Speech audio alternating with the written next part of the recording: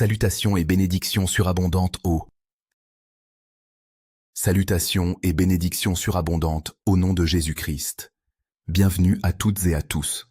Nous vous remercions de vous joindre à nous pour la lecture de l'ouvrage intitulé « Accorder abondamment plus d'honneur », volume 1, écrit par le révérend L. Craig Martindale. Au fil de ces pages, cet ouvrage nous invite à découvrir des vérités fondamentales concernant Dieu, les manifestations du Saint-Esprit et, tout particulièrement, la manifestation du parler en langue. Son objectif est d'aider le lecteur à approfondir sa compréhension des Écritures et à considérer avec attention ce que la parole de Dieu enseigne sur ces sujets. Aujourd'hui, nous commençons par la lecture de l'introduction. Les prochaines séances seront consacrées, chapitre après chapitre, à l'ensemble de cet ouvrage. Nous vous invitons à écouter attentivement cette lecture, à examiner les passages bibliques qui seront présentés et à laisser la parole de Dieu éclairer votre compréhension. Comme les croyants de Bérée, qui examinaient chaque jour les Écritures pour vérifier ce qu'ils entendaient, Actes 17-11, prenons le temps de rechercher la vérité avec un cœur ouvert et un esprit de discernement. Nous vous souhaitons une excellente écoute. Commençons maintenant la lecture. Accorder abondamment plus d'honneur, volume 1, par le révérend L. Craig Martindale, pour faire resplendir la lumière de la connaissance de la gloire de Dieu, dédiée aux croyants de la voix à travers le monde. Puissent ces lumières, inspirées de la recherche et de l'enseignement de notre Père dans la parole, l'apôtre de notre époque, le docteur Victor Paul Wierville, être guidés vers vous par les œuvres silencieuses du Père, pour allumer la ferveur de vos cœurs pleinement persuadés. Préface. Sans l'influence divine engendrée dans la vie du docteur Wierville à mon égard, aucune des pages de cet ouvrage n'aurait été écrite. Son savoir-faire brille avec éclat sur chacune des pages de ce livre, cependant je vois le privilège et la responsabilité de l'auteur dans ma propre personne, ainsi qu'il m'a toujours exhorté, fais-en tien. Ces ouvrages séminaux et indispensables notamment, Puissance pour la vie abondante, et Recevoir le Saint-Esprit aujourd'hui, demeurent toujours essentiels et prérequis au lecteur, afin de pouvoir maximiser l'impact de mon propre livre. Toutes les références scripturales ont été prélevées de la version Louis II, excepté aux endroits indiqués. Accorder abondamment plus d'honneur. Pour faire jaillir la lumière de la connaissance de la gloire de Dieu. Introduction. Les profits, caractéristiques, catégories, aspects, attributs, traits, dotation, terminologie, qualité, honneur, distinction, matrice, propriété, vertu, devoir, utilisation, association, emblème, format, promesse, œuvres internes, classification, origine, cause, influence, essence, particularité, goût, représentation, figure de rhétorique, ressemblance et narration. Illustration, distribuant à chacun en particulier comme il, le croyant, veut, délibère fastidieusement. Manifestation, vivant au milieu de l'impact, force vivante de la force de Dieu. Activez avec perception. Manifestez en force. La vibration de la nature de Dieu, son image. Vers les sommets de puissance et affermissement, réalité vivifiante du divin. Résolu et observable, réclamant la prévalence. Avec ses embellissements illuminés, affichages supérieurs et vigoureux, tout conflit calmé, toute confusion dissipée, la puissance existante, célébrée et prévalente. Portée dans des étalages rayonnants d'une appréhension catalysée, ardeur éternelle, énergisée pour usage céleste et terrestre, prééminence prévalente, revigorante et vivifiante dans ma compréhension. Habilitant, pénétrant, immergeant et vainquant. Confirmation ardente de son empressement en moi. Initiant le gain, affluant les réalisations, s'emparant de l'animation du Saint-Esprit. Entraîner l'ennemi dans la retenue. Comme la force fondamentale de Dieu accélère, circulant et revivifiant au-dedans. Comme cette ébullition créative soumet l'obscurité, saisissant et réprimant l'opacité, inondant mon être avec la force illuminatrice. Cultivant l'énergie d'endurance fructifiée, éveillée et stimulée et fortifiée pour vivre. spirituellement activé pour atteindre et démanteler, acquérant ce rafraîchissement enflammé pour hisser au-dessus de l'obscurité. Les étincelles de son énergie, illuminées et fortes, débordant et bouillonnant, agitées vers la victoire, eau de vie, aérées pour arroser les missives incendiaires, excitées et coulant avec la pluie céleste, électrifiées et chargées de la lumière de son amour, la gazéification rafraîchissante du Christ vivant, caféine, chargée et mûrie dans la fermentation, chauffée à bouillir, son ouvrage en nous, illustrant le témoignage de ses œuvres puissantes, les paroles poétiques de ses passions énoncées, portées, répandues, vivement étalées. Oscillant avec les vibrations de la divine fission, puissance radiante amenée dans une réalité perceptible, battant au rythme des cadences du souffle odoriférant de Dieu. Les multiples attributs de la manifestation du don du Saint-Esprit qu'on appelle le parler en langue, puissant en variété, multiplient les fruits de la vie spirituelle et les profondeurs inexplorées de la vie d'un individu. La décision par le libre arbitre d'activer dans la vie spirituelle d'un chacun ces mots de louanges et de prières parfaites procure l'habilité fondamentale la plus importante d'un croyant spirituellement fervent. Ce magnifique privilège, exercé en privé dans l'univers interne d'un individu, produit les caractéristiques et les habilités de Dieu en Christ en nous que l'on exerce dans nos vies privées, produisant des caractéristiques et habilités de Dieu en Christ en nous, qui nous conduit à la véritable vie plus qu'abondante que Jésus-Christ avait prédit en Jean 10:10. Jean 10:10. Le voleur ne vient que pour dérober, égorger et détruire. Moi, je suis venu afin que les brebis aient la vie et qu'elles soient dans l'abondance. Voici quelques éléments de base avec lesquels nous pouvons établir une fondation avant de continuer à dévoiler en détail les classifications spirituelles esthétiques du parler en langue. Premièrement, la compréhension de ce qui constitue un croyant surplombe toutes autres vérités de base. Malentendus perpétuels, confusion et agitation abondent concernant cet aspect important. 1 Thessaloniciens 5:23. Que le Dieu de paix vous sanctifie lui-même tout entier, et que tout votre être, l'esprit, l'âme et le corps, soient conservés, préservés, irrépréhensibles, lors jusqu'à de l'avènement de notre Seigneur Jésus-Christ. La séparation d'un mot ou d'une phrase par la conjonction « et » est une figure de rhétorique, divinement conçue, appelée polysyndéton ou polysyndète, plusieurs « et ». Dans la parole de Dieu, cette figure met l'emphase sur la signification particulière de chaque vérité, ou fait séparer par cette conjonction, c'est-à-dire que chaque mot doit être considéré méticuleusement et profondément délibéré, avec croyance, par l'ouvrier de la parole. Ces mots ou concepts ne sont pas identiques, mais chacun de ces mots représente une vérité unique et importante qui doit être comprise. Ici nous voyons un magnifique résumé des vérités qui avaient été premièrement divulguées dans la révélation de Genèse et qui continuent à travers toute la parole de Dieu, notamment un croyant est un être composé en 3 parties. Ainsi, spécialement dans le contexte de notre culture pleine de confusion, l'âme et l'esprit sont chacun séparés et ils sont uniques en réalité et en nature. Les pensées chaotiques prévalentes tendent à entraver le monde chrétien sur le fait que l'âme et l'esprit sont identiques. C'est un des mensonges monumentaux de l'adversaire, que Jésus-Christ appelle le « Père du mensonge » en Jean 8. Chaque être vivant est composé d'au moins 2 parties, le corps et l'âme. Genèse 2:7. L'Éternel Dieu forma l'homme de la poussière de la terre, il souffla dans ses narines un souffle de vie, et l'homme devint un être vivant. Ce souffle de vie, c'est la vie de l'âme. Chaque animal est composé de corps et d'âme également. L'âme n'est pas immortelle. L'âme, ainsi que le corps, réside dans la catégorie de la semence corruptible. 1 Cor 15, 42-50. Le mot hébreu pour âme est « shay », en grec « psyche ». Le mot pour esprit est « ruach » en hébreu, « pneuma » en grec, et ce sont là seulement les distinctions fondamentales de base. Le don du Saint-Esprit chez un croyant fait de lui un être complet composé de 3 parties. Le Saint-Esprit est la semence incorruptible, 1 Pierre 1:23. C'est pour cela que Jésus-Christ enseigna « Vous devez naître de nouveau », littéralement naître d'en haut. La première naissance nous donne le corps et l'âme.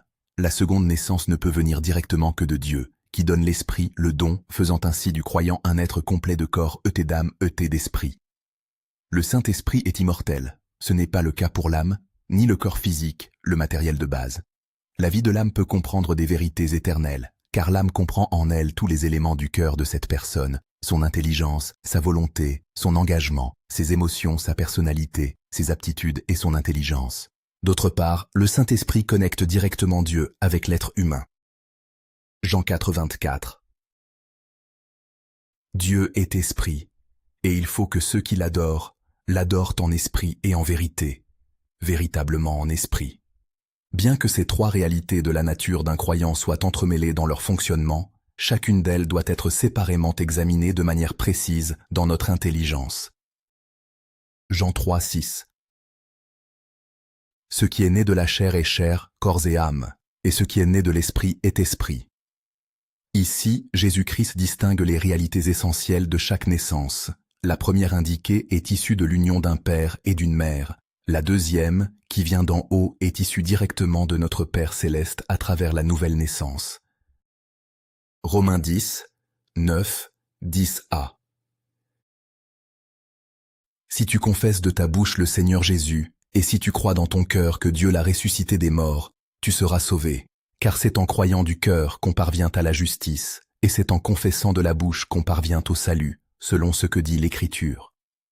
La croyance vient du cœur d'une personne, selon les capacités qui sont procurées par le souffle physique de l'homme, la vie de l'âme. Proverbe 23, 7a. Car il est comme les pensées de son âme. Mange et bois, te dira-t-il, mais son cœur n'est point avec toi. Le livre d'Ésaïe nous dévoile une perspective plus approfondie d'un être. Au fait, le chiffre 3 dans la parole de Dieu représente la plénitude divine. Ésaïe 43, 7. Tous ceux qui s'appellent de mon nom, et que j'ai créé pour ma gloire esprit, que j'ai formé, corps, et que j'ai fait, âme.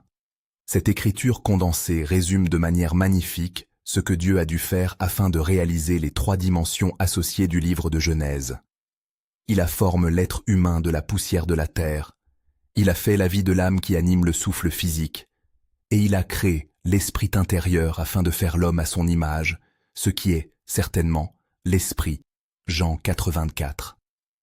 Ces verbes très distincts décrivant les activités de Dieu en Genèse se répètent encore dans le livre d'Ésaïe. Ésaïe 45, 18.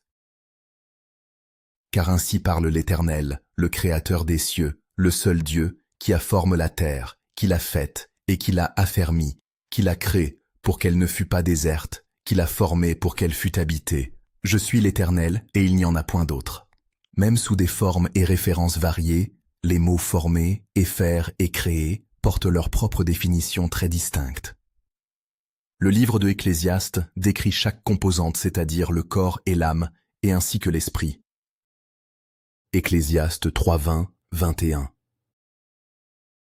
Tout va dans un même lieu, tout a été fait de la poussière, et tout retourne à la poussière. Qui sait si le souffle des fils de l'homme monte en haut, et si le souffle de la bête descend en bas dans la terre? Quand une personne meurt ou s'endort, le corps retourne à la poussière du sol, l'âme retourne dans l'air, tout comme lorsque les animaux meurent. Ecclésiaste 12, 7.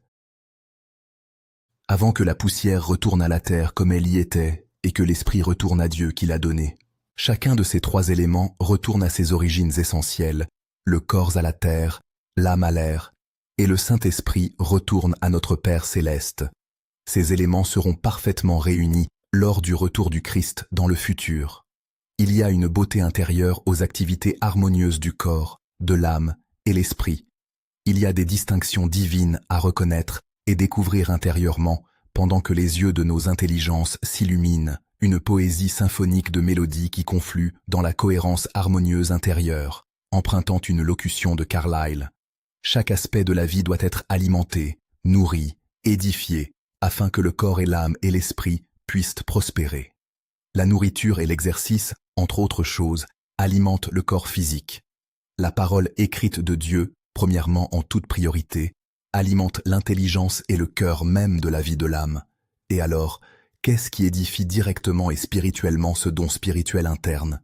C'est le parler en langue. Le prochain facteur important à considérer avant d'entrer dans notre évaluation détaillée des profits et caractéristiques du « parler par l'Esprit de Dieu » est dans son énumération en 1 Corinthiens 12, 8 à 10. C'est le seul. endroit dans la Bible que ces œuvres activées du don du Saint-Esprit sont énumérées. L'ordre numérique de ces énumérations est très significatif car toute parole de Dieu est pure, jusqu'au dernier iota ou trait de lettre. Chaque manifestation, faussement appelée don de l'Esprit, est disponible à chaque croyant pour être opérée. Ces manifestations viennent sous forme potentielle dans le don interne du Christ en nous, et ils se révèlent dans une réalité perceptible, plus particulièrement à l'individu lui-même avant toute autre personne, selon la croyance de l'individu et les besoins du moment et du jour. Certaines manifestations, comme l'interprétation des langues, la prophétie, les miracles et le don de guérison, semblent plus prononcées que d'autres. Cependant, la reconnaissance en soi de l'habilité et de la prouesse à produire tous ces effets ne doit pas être sous-estimée. Ce don du Saint-Esprit, avec son potentiel à se manifester de 9 manières distinctes, infuse et se révèle premièrement dans le cœur et dans la vie du croyant qui opère. Galates 2, 20, 21. J'ai été crucifié avec Christ, et si je vis, ce n'est plus moi qui vis, c'est Christ qui vit en moi. Si je vis maintenant dans la chair, catégorie du corps et de l'âme activée par la vie de l'esprit, je vis dans la foi au Fils de Dieu, qui m'a aimé et qui s'est livré lui-même pour moi. Je ne rejette pas la grâce de Dieu, car si la justice s'obtient par la loi, Christ est donc mort en vain. Rejeter la grâce de Dieu inclut et implique de continuer à se limiter à l'administration de la loi, dans laquelle le parler en langue n'était pas disponible. Quelle est l'une des raisons principales pour laquelle Jésus-Christ a souffert, a accompli toute la loi, a été mis à mort, est ressuscité et est monté au ciel? C'était afin de rendre le Consolateur disponible. Jean 14, 16, 17, 18, 26. Et moi, je prierai le Père, et il vous donnera un autre Consolateur, afin qu'il demeure éternellement avec vous, l'Esprit de vérité, que le monde ne peut recevoir lambano en manifestation, parce qu'il ne le voit point et ne le connaît, Ginosco, par expérience point.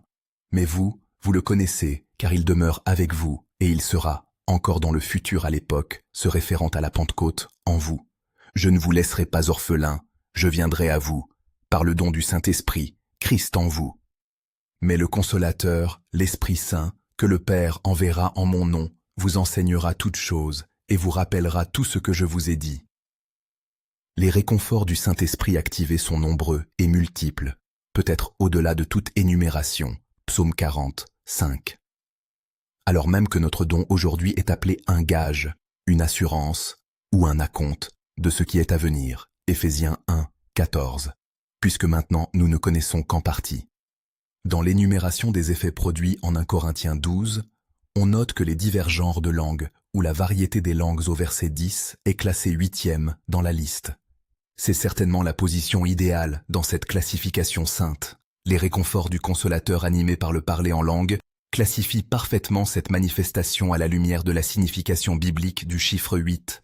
Partant du livre de E. Bullinger, Numbers in Scripture, les chiffres dans l'écriture, nous lisons ce qui suit concernant la signification biblique et spirituelle du chiffre 8. En hébreu, le chiffre 8 est shmoné, de la racine, shamein, engraisser, recouvrir de gras, surabonder. Comme participe, il signifie celui qui abonde en force, etc.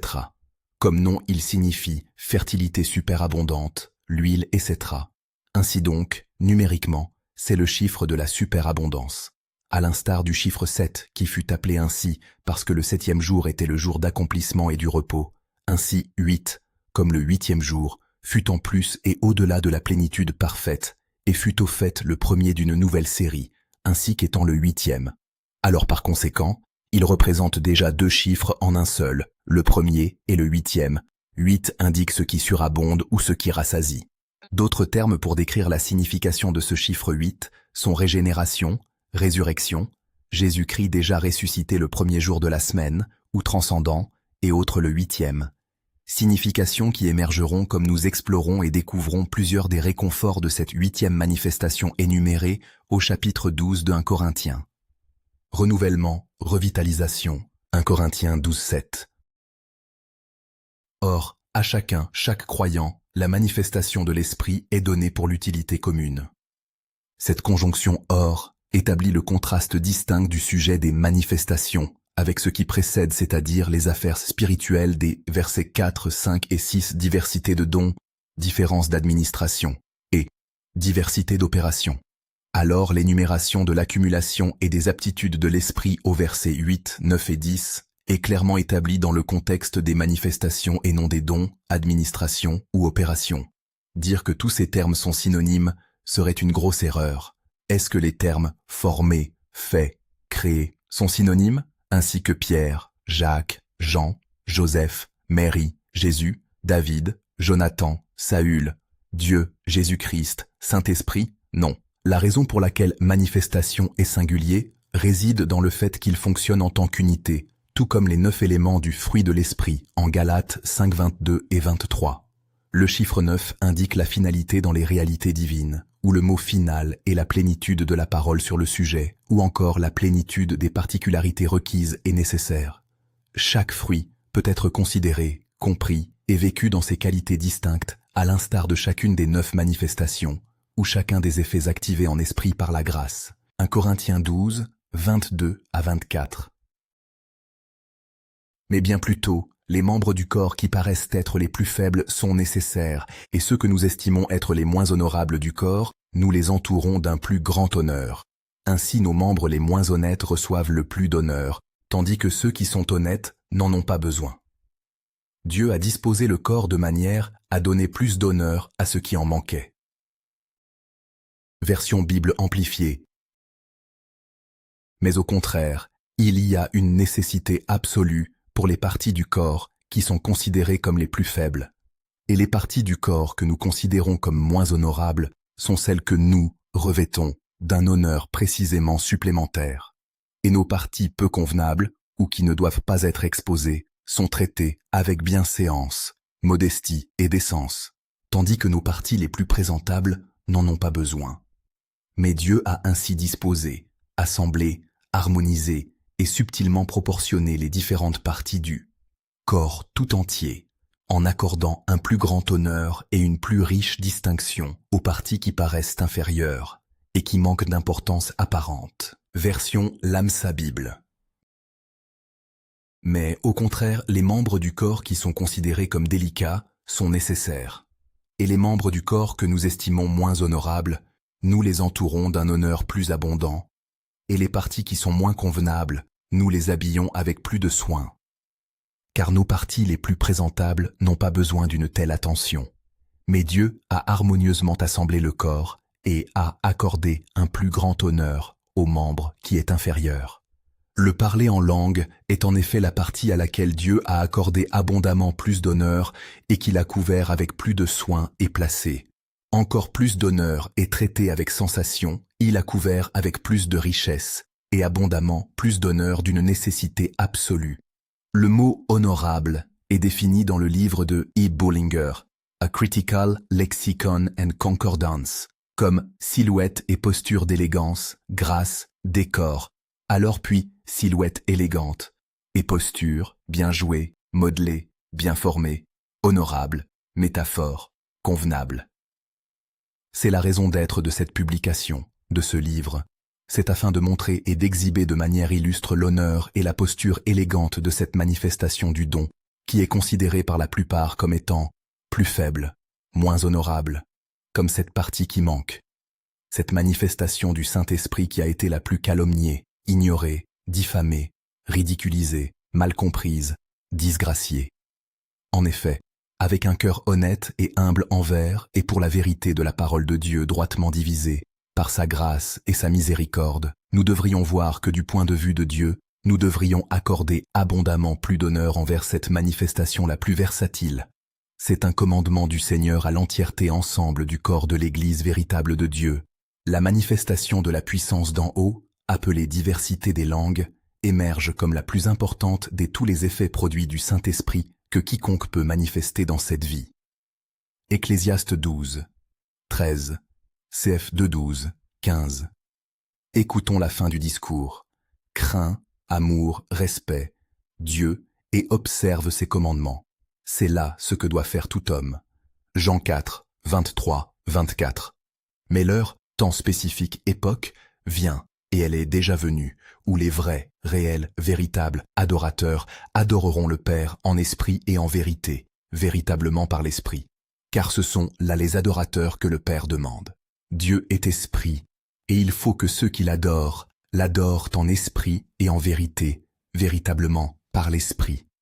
Le Père cherche ceux qui désirent l'adorer véritablement en esprit.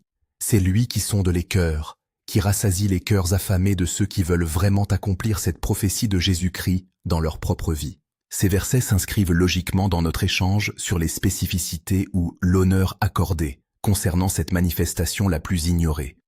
Cependant, on peut considérer une autre perspective à partir d'un Corinthiens 12 pour souligner les qualités cachées de cette habilité particulière en Jésus-Christ, qui en passant devrait être opérée par chaque croyant, pas seulement quelques-uns. En effet, pourquoi Dieu dirait en 1 Corinthiens 14, 5, par Paul, « Je désire, intensément désireux, que vous parliez tous, continuellement, fidèlement, en langue, s'il n'eût été disponible à tous par le don du Saint-Esprit. » L'usage figuratif du corps humain en 1 Corinthiens 12 annonce de manière éclatante dans la représentation des 9 réalités spirituelles perceptibles appelées manifestations. Christ étant la tête, alors le stimulus pur créé en chacun et en tous, activant la grâce et la bonté de Dieu sous forme d'esprit de sainteté par l'entremise de la direction de Dieu et de son appel, les oreilles, les yeux, le nez, se réfèrent aux manifestations de révélation de l'information et de l'instruction, plus précisément paroles de sagesse, paroles de connaissance, discernement des esprits. Les mains et les pieds, se transmission et d'action, guérison, réfèrent aux manifestations de croyance, miracles. Ensuite, ces 3 de nature moins spectaculaire, les 3 cachés dans leurs fonctions et bénéfices, les langues, prophéties, interprétation des langues, auxquels on se réfère comme ceux étant en apparence les plus faibles et nos parties moins honorables. Pour nous, à quelle partie du corps fait-on allusion? Il s'agit des parties non mentionnables qui sont couvertes et cachées, cependant sans lesquelles la vie elle-même cesserait de fonctionner, les parties génitales, zone lombaire, du corps humain. La locution biblique « Ayez à vos reins la vérité pour ceinture » prendra plus d'importance au fur et à mesure que ces images figuratives prennent de l'ampleur dans le cadre de notre croyance. Cependant, ce côté caché de notre vie, avec toute sa sensibilité, avec la force et la clarté de la parole activée, nous procure véritablement une vie plus abondante. Parler en langue est une de ces parties moins honorables qui méritent qu'on lui accorde abondamment plus d'honneur.